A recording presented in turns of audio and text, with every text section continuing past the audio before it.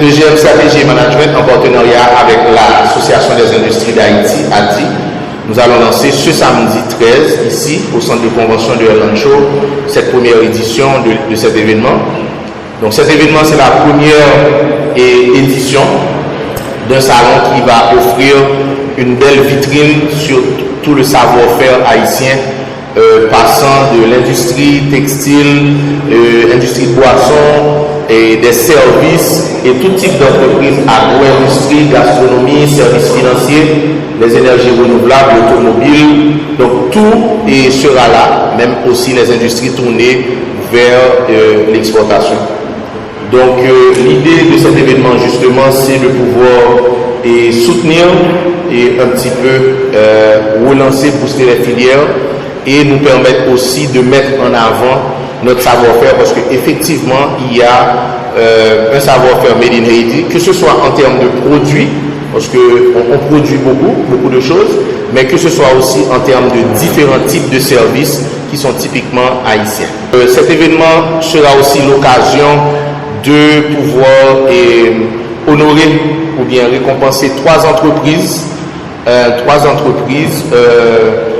pour leur action et de responsabilité sociale,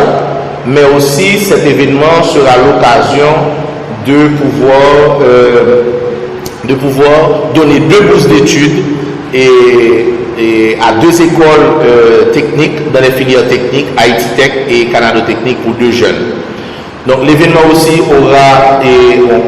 lieu et ce samedi, donc c'est à partir de 11h et toute la journée jusqu'à 8h30.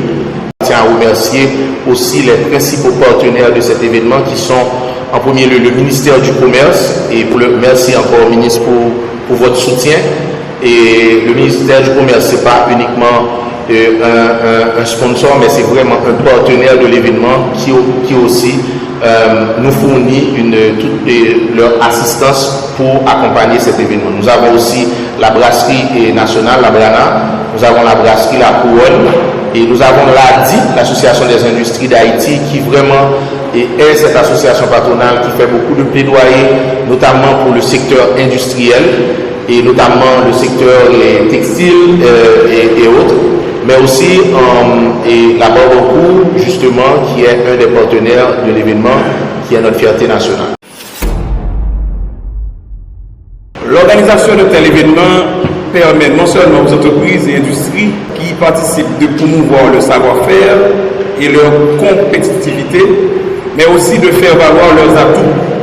leurs capacités et leur potentiel, d'exposer leurs produits au public qui, j'espère, participera en grand nombre et en foule. Le MCI est responsable de la mise en œuvre de la feuille de route de la politique publique en matière commerciale et industrielle du gouvernement dirigé par le Premier ministre, le Dr Gary Conille, selon le mandat décliné par le Conseil présidentiel de transition. L'une de mes priorités, c'est la création massive de l'emploi qui passe nécessairement par le renforcement du secteur privé des affaires. Donc, le ministère du Commerce est en plein dans son rôle pour accompagner les initiateurs de cette activité. Depuis ma prise de fonction, le ministère du Commerce et de l'Industrie s'acharne à mettre les bouchées doubles pour créer les conditions et les opportunités qui peuvent permettre la relance de l'activité dans les différents secteurs et de surcroît à la relance économique du pays. Le MCI, dans sa mission, a un lien étroit avec les secteurs qui participent à ce salon dans leurs domaines respectifs, à savoir la production, l'importation et l'exportation. Du fait de la nécessité de s'adapter constamment au marché, ce ministère s'évertue aujourd'hui à promouvoir toute initiative d'appui technique en faveur de la promotion de la commercialisation des produits haïtiens, mais aussi tout en assurant de la protection des consommateurs. Est-ce pourquoi le MCI, par mon organe, participe à ce salon Made in Haiti pour encourager, échanger avec les acteurs des différents secteurs, interagir avec le public sur les activités du MCI à travers les ateliers que les cadres du MCI auront à participer,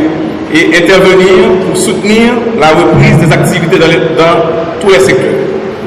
En ce sens, nous encourageons le grand public à participer activement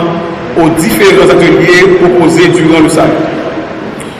Le MCI est plus que jamais décidé à accompagner et à appuyer toute action visant au redressement économique.